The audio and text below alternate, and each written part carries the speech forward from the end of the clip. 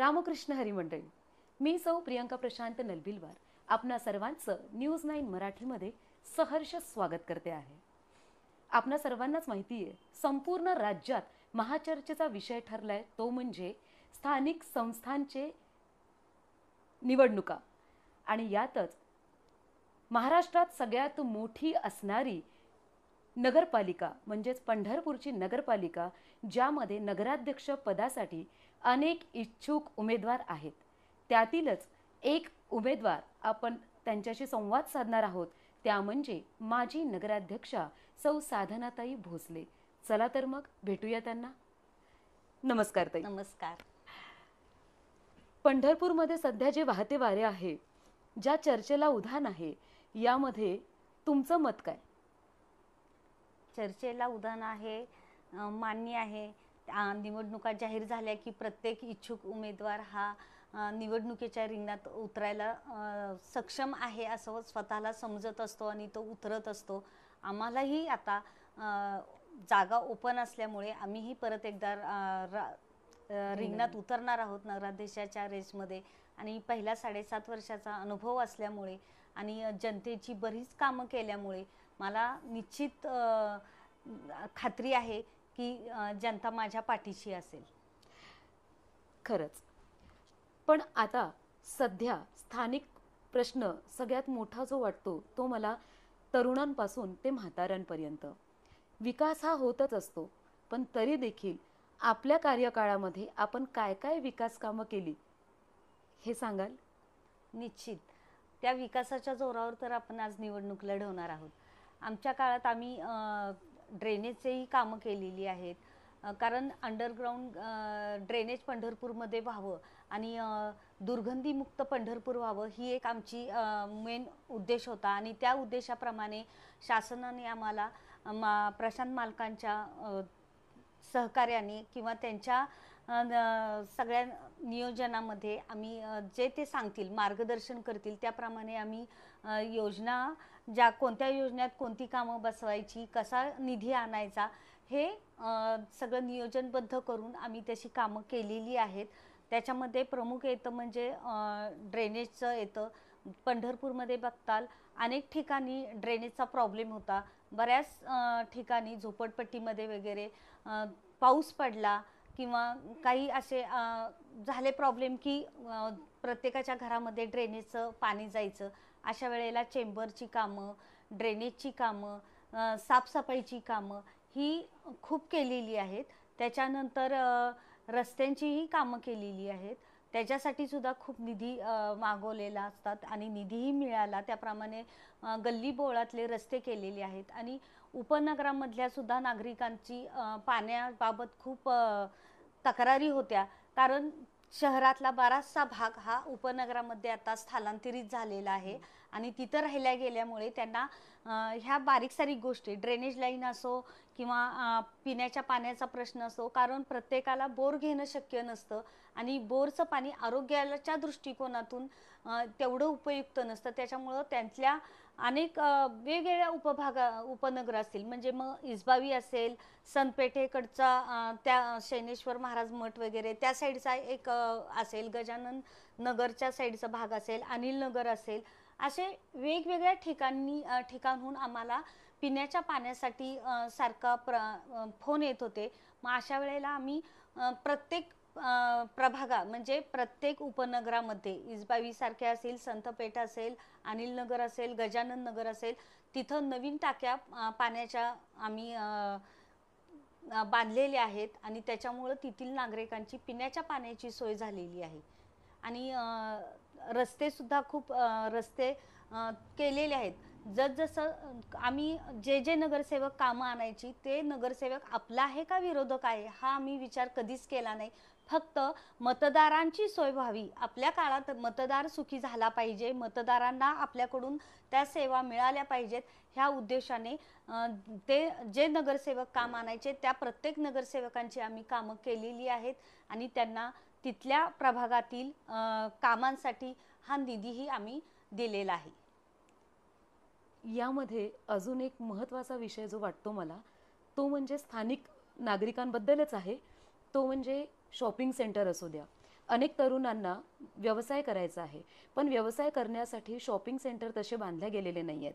त्याचप्रमाणे रस्ते जरी गल्लीबोळातले बांधल्या गेलेत तरी प्रमुख रस्त्यांवर मात्र खड्ड्यांचं अजूनही आपल्याला चित्र दिसत आहे. तर यावर आपण काय उपाययोजना करू इच्छित असाल?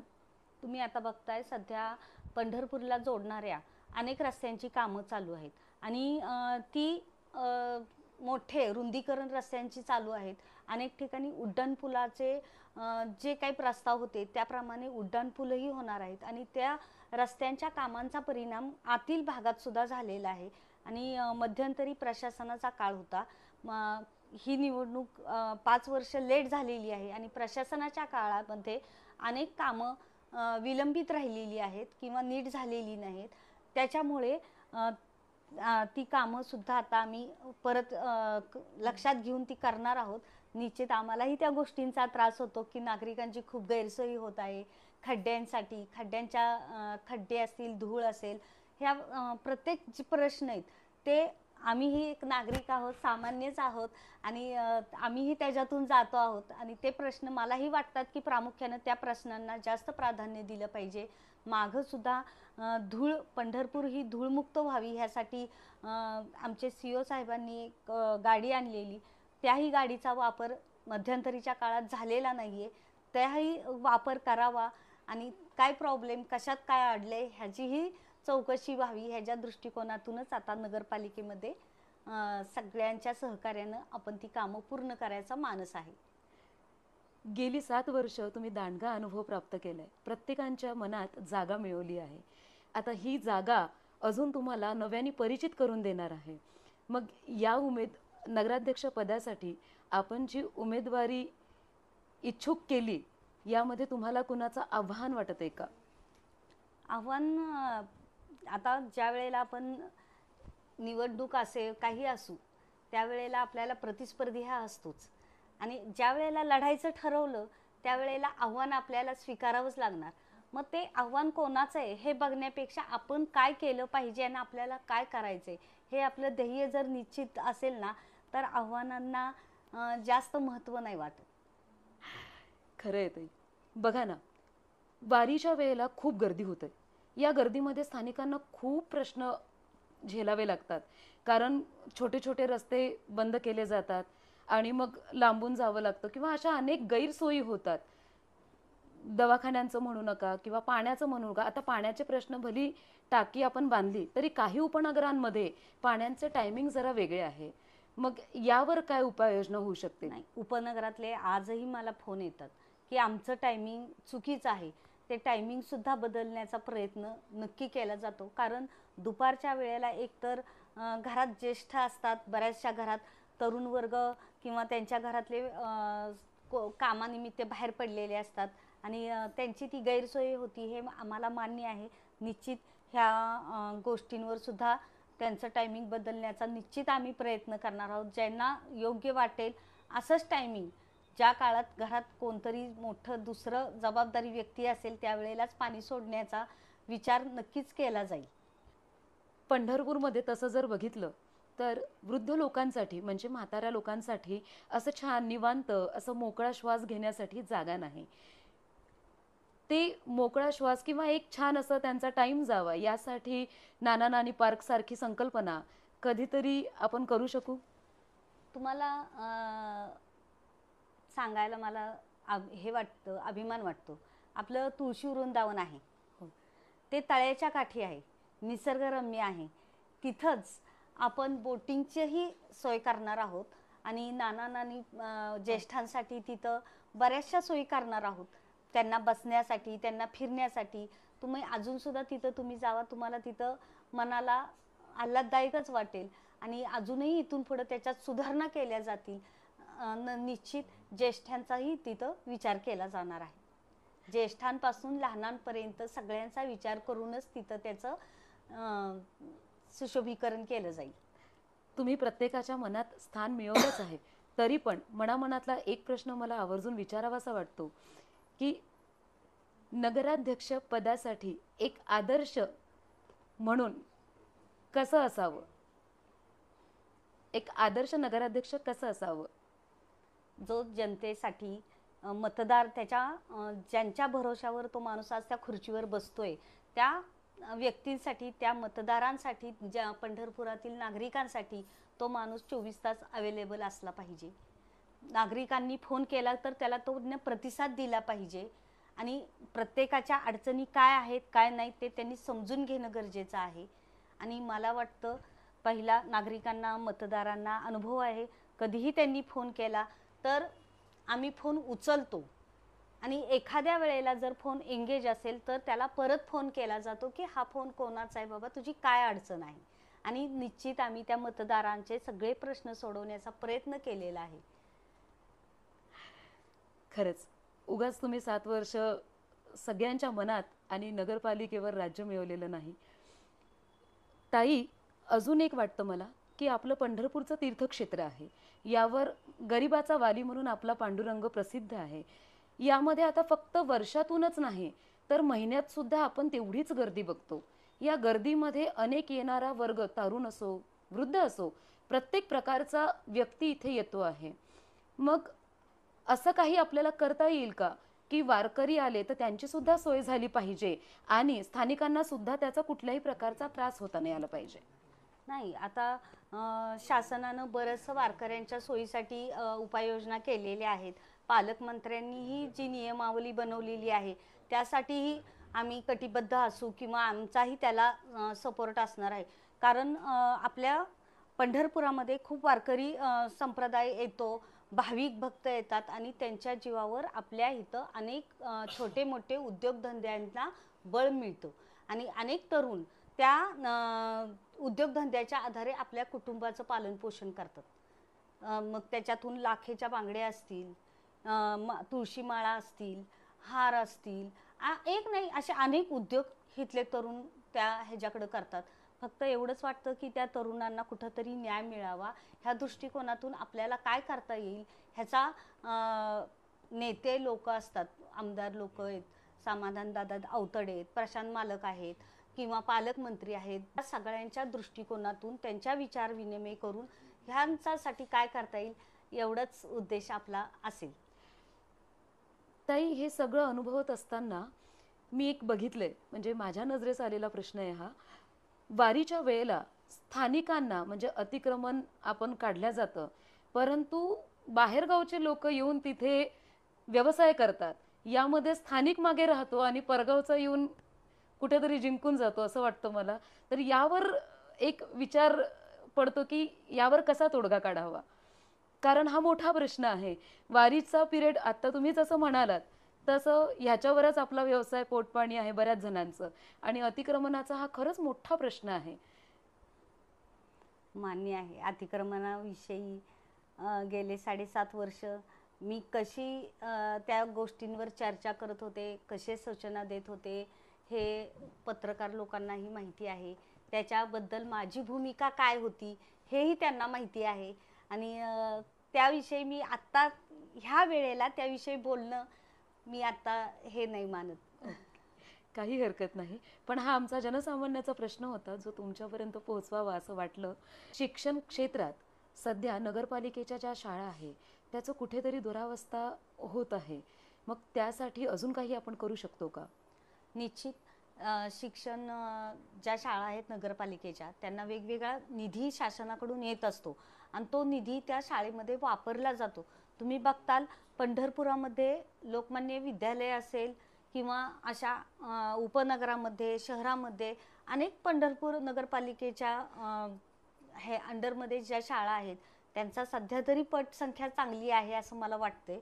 कारण तिथं खूप गरीब घरची मुलं असतात ज्यांना बाहेर शिकण्याची ऐपत नसती, अशी मुलंच त्या शाळेत येतात आणि त्यांचा शैक्षणिक दर्जा वाढावा यासाठी आम्ही नक्कीच प्रयत्नशील राहणार आहोत. कारण तेच आपल्या देशाचं भविष्य आहे, पंढरपूरचं भविष्य आहे. एखादा विद्यार्थी त्या शाळेतून पुढं MPSC UPSC झाला तर त्याचा अभिमान नक्कीच पंढरपूरकरांना राहणार आहे आणि असा विद्यार्थी नगर आपल्या शाळेतून जेव्हा पुढं जातो त्यावेळेला तो आपल्याही अभिमानाची गोष्ट आहे. त्याच्यामुळे नक्कीच त्याच्याकडे आम्ही विशेष लक्ष ठेवणार आहोत. पंढरपुराविषयी असलेलं प्रेम आणि जबाबदारी या दोन्हीचाही पहिल्या 100 दिवसात तुम्ही काय काय काम राबविणार? ज्या वेळेला गुलाल आपल्याकडे येईल त्यावेळेला निश्चित लहानांपासून ज्येष्ठांपर्यंतचे प्रश्न विचारात घेऊन पावलं उचलली जाणार आहेत. त्याच्यामध्ये धूळ कमी करण्यासाठी काय करता यावं तेही बघणार आहेत. नंतर ओपन जिम सारखे आपले काही प्रश्न असतील तेही सोडवण्याचा प्रयत्न करणार आहे. मुलांच्या शैक्षणिक दृष्टिकोनातून काय आपल्याला करता येईल ह्याचाही प्रयत्न करणार आहे. रस्ते आधी खड्डे भरून घेण्याचं काम जे पेंडिंग आहे, रस्त्यांची दुरावस्था आहे, तेही नीट करण्याकडं लक्ष प्राधान्य असेल. नागरिकांच्या अनेक समस्या असतात, मग ह्या तक्रारी त्वरित याचं निवारण जर करायचं असेल तर याबद्दल तुमच्याकडे काय उपाययोजना असेल? निश्चित त्याच्यावर उपाययोजना आहे. सध्याचे CO साहेब जे आलेले आहेत नवीन, रोकडे साहेब, त्यांनी सुद्धा एक ॲप केलेलं आहे तयार. त्या ॲपवर नागरिकांनी ज्या वेळेला आपल्या अडचणी किंवा काही असेल त्यांच्या शंका कुशंका जर टाकल्या तर त्या त्वरित सोडवण्याचा प्रयत्न करतं नगरपालिका. तसंच आम्हीही आमच्याकडं आमचे फोन नंबर, त्यांना काही महत्त्वाचे फोन नंबर आहेत आमचे, ते त्या नागरिकांच्या समोर आम्ही देणार आहोत. काय तुम्हाला बाबा तिथून नाही समस्याचं निवारण झालं तुमच्या, तर तुम्ही डायरेक्ट आमच्याशी कॉन्टॅक्ट करू शकता. अशा पद्धतीनं आम्ही त्यांना फोन नंबर आमचे देणार आहोत त्या, की जेणेकरून त्यांना काही अडचण आली तर त्या अडचणी आम्ही सोडवण्याचा प्रयत्न करू. स्वच्छ पंढरपूर, सुंदर पंढरपूर, फक्त हे घोषवाक्य न राहता संपूर्ण पंढरपूर स्वच्छ होण्यासाठी काय उपाययोजना करता येईल? सध्या तर आमच्या पहिल्या काळात प्रशासन यायच्या आधीच्या काळात घंटागाडी घरोघरी तुम्ही बघताय आता, आणि नागरिकांना सुद्धा इथल्या इतकी छान सवय लागली की घंटागाडी आल्याशिवाय केर टाकत नाहीत. घंटागाडीचा आहे, सफाई कामगार आहेत त्या, आणि मंदिर समितीचे पण ठेकेदार आहेत, त्यांनी पण ते टेंडर दिलेले आहेत. त्यांच्या टेंडरमध्ये त्यांच्या मंदिराच्या आजूबाजूचं आणि नदीचे क्लीन हे करण्यासाठी सुद्धा त्यांनी टेंडर दिलेले आहे. त्यामार्फत सुद्धा त्यांनी स्वच्छता करतात. नगरपालिकाही तिथं राबली जाती. त्यातूनही एखाद्या प्रभागामध्ये जर आपल्याला अशी अडचण आली तर आपण तिथं त्वरित सफाई कामगार जर कमी असेल तर तिथं सफाई कामगार वाढवू, आणि प्रत्येक प्रभागात एक मुकदम असतो. त्या एका मुकदमाला काही ठराविक प्रभाग दिलेले असतात वाटून, की जेणेकरून काही तिथल्या नागरिकांच्या समस्या असतील तर त्या समस्या त्या मुकदमकडं जाव्यात आणि त्या मुकदमानं ते सगळं करून घ्यायचं, असा एक नगरपालिकेत चालू आहे. मग हा त्या मुकदमचा नंबर तिथल्या नागरिकांनी घ्यावा आणि तो काही अडचणी आल्यास त्या मुकदमला फोन करावा. त्याच्यातून जरी नाही झालं ते काम नागरिकांचं, तर आम्ही शेवटी काय उपाययोजना करायची, कुठल्या सफाई कामगाराला तिथं पाठवायचं, काय पाठवायचं, कशी स्वच्छता करून घ्यायची, हे त्याच्यावर आम्ही नियंत्रण निश्चित ठेवणार आहोत. मागच्या वेळेला आपण आघाडीतून उमेदवार झाला होतात आणि यावेळी भाजप पक्षातून उमेदवारी मागत आहात. मग आता भाजप पक्षाचं जे चिन्ह आहे कमळ, अनेकांना त्याचा विरोध आहे, म्हणजे होता किंवा आहे, काहींना विरोध असेलही. मग हा विरोध तुम्ही तुमच्याकडे कसा वळवणार, मतदारांचे मत कसे घेणार, यासाठी काही यंत्रणा आहे का? तुम्ही पाहताय सध्याचे आमदार असतील समाधानदादा अवताडे, ते कमळ चिन्हावरच निवडून आले आहेत. शिवाय आमचे मार्गदर्शक माजी आमदार प्रशांतदादा परिचारक हे सुद्धा भाजपचेच आहेत, आणि ह्यांच्या माध्यमातून बराचसा निधी हा आपल्याला आलेला आहे त्यांच्या प्रयत्नातून, आणि बराचसा निधी हा आपल्याला आलेला आहे त्यांच्या प्रयत्नातून, आणि त्यांच्या त्या प्रयत्नाच्या जोरावर आपण नगरपालिकेची बरीचशी विकास कामं केलेली आहेत त्या जोरावर. आणि दुसरी गोष्ट, केंद्रात भाजपची सत्ता आहे, महाराष्ट्रात भाजपची सत्ता आहे, आणि आता जी निवडणूक होणार आहे त्या भाजप पक्ष हा अग्रेसर असणार आहे, आणि भाजपचाच नगराध्यक्ष झाला म्हणजे आपल्याला शहराच्या विकासासाठी भाजप आपल्याला भरपूर निधी देणार आहे. कारण आत्तापर्यंत जेवढे निवडणुका झाल्या, जेवढे नगराध्यक्ष झाले, जे आत्तापर्यंत जेवढ्या सत्ता होत्या महाराष्ट्रामध्ये, तेवढ्या सगळ्या सत्तांचा विचार करता भाजपच्या राज्यात जेवढा आपल्याला निधी पंढरपूरच्या विकासासाठी आलेला आहे तेवढा निधी ह्या आधी कुठल्याही पक्षानं आपल्याला दिलेला नाही.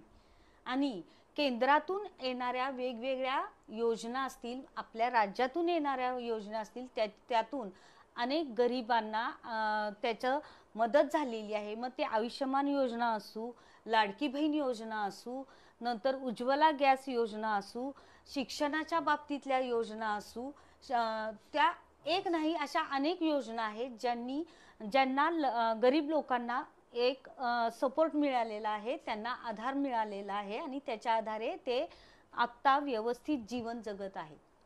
त्याच्यामुळं मला वाटत नाही की भाजपला माणसं नाकारतील.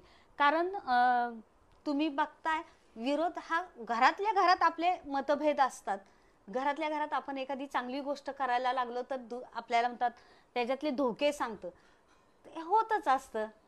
आपण आपलं योजना आपल्या तळागाळापर्यंत गेलेल्या आहेत. तुम्ही बघा अजून सुद्धा एखादा गोरगरीब ही कसली योजना आहे, ह्यातून आम्हाला लाभ काय आहे, आम्हाला ही योजना कशी, ही माहिती विचारायला माणसं दारापर्यंत येतात. लांब कशाला. आजच माझी एक झोपडपट्टीतली एक स्त्री आलती, मला गॅस घ्यायचा आहे. म्हटलं तू गॅसला एवढे पैसे भरण्यापेक्षा पंतप्रधान योजना आहे उज्ज्वला गॅस योजना, त्या योजनेत तुझं नाव घाल आणि तुला गॅस मोफत मिळेल. ती बाई इतकी खुश झाली की ही योजना मला माहीतच नाही. म्हणजे काही भागात माहिती नाही येत, पण माहिती करून देण्याचीही गरज आहे. आणि त्याचा लाभ आपण त्यांना सांगितलं कोणामार्फत ही योजना काय आहे, तर निश्चित आपल्याला त्याचा मताच्या रूपात फायदा होणारच आहे. खरं. आता या रणांगणामध्ये अनेक मान्यवरांचे नावं येत आहेत. त्यापैकी चर्चेत एक नाव आहे, त्या म्हणजे सौ प्रणितीताई भालके. त्या पण विरोधामध्ये, म्हणजे विरोधी पक्षातून उमेदवारी इच्छुक आहेत. मग ते तुम्हाला एक आव्हान वाटतं का? आव्हान असं नाही वाटत. आव्हान काय वाटायचे, आपण इथले स्थानिक उमेदवार आहोत. पहिला प्रश्न, आपण इथले स्थानिक आहोत. ह्याच्या आधी पण आपण ग्राउंड फ्लोअरला जाऊन काम केलेले आहे. आपण तळागाळापर्यंत शेवटच्या मतदारापर्यंत ज्या वेळेला मागच्या वेळेला जनतेतून मतदान झालेले त्यावेळेला पोहोचलेलो आहोत. लोकांच्या समस्या आपल्याला माहिती आहेत, लोकांची ओळख आहे. आपण कधीतरी गावात हिंडणार नाहीये, आपण रोजचा आपल्या स्थानिकांशी संबंध येतो आहे. स्थानिक डायरेक्ट माझ्या घरापर्यंत येत आहेत. त्यांना कुठलाही खर्च नाहीये माझ्या घरापर्यंत येण्याचा. असे असताना मला आव्हान का वाटावं? 2 डिसेंबर ज्या वेळेला निवडणूक होणार आहे, काहीच दिवस राहिले. जर तुम्हाला भाजप पक्षातून नगराध्यक्ष पदासाठी उमेदवारी मिळाली तर तुम्ही न्यूज 9 मराठीच्या माध्यमातून मतदारांना काय आवाहन कराल? मी पंढरपुरातील सर्व मतदार बंधू भगिनींना एवढंच आवाहन करेन की ही निवडणूक केवळ माझ्या एकटीची नाही, तर तुमची आणि माझी. हे एक निवडणूक हे एक माध्यम आहे, पण हा आपला जिव्हाळा आहे. आणि नगराध्यक्ष या पदासाठी मी जरी उभी राहिली असेल तरी माझ्या मते तुम्हीच माझे पालक आहात, तुम्हीच माझे सर्व काही आहेत. आणि हा विजय माझ्या एकटीचा नसून हा विजय तुमचा असणार आहे. त्याच्यामुळे तुम्ही मला निश्चित निवडून द्याल आणि निवडून द्या अशी मी तुमच्यापाशी भावना व्यक्त करते. आणि सर्वांना परत एकदा आवाहन करते की मलाच निवडून द्या.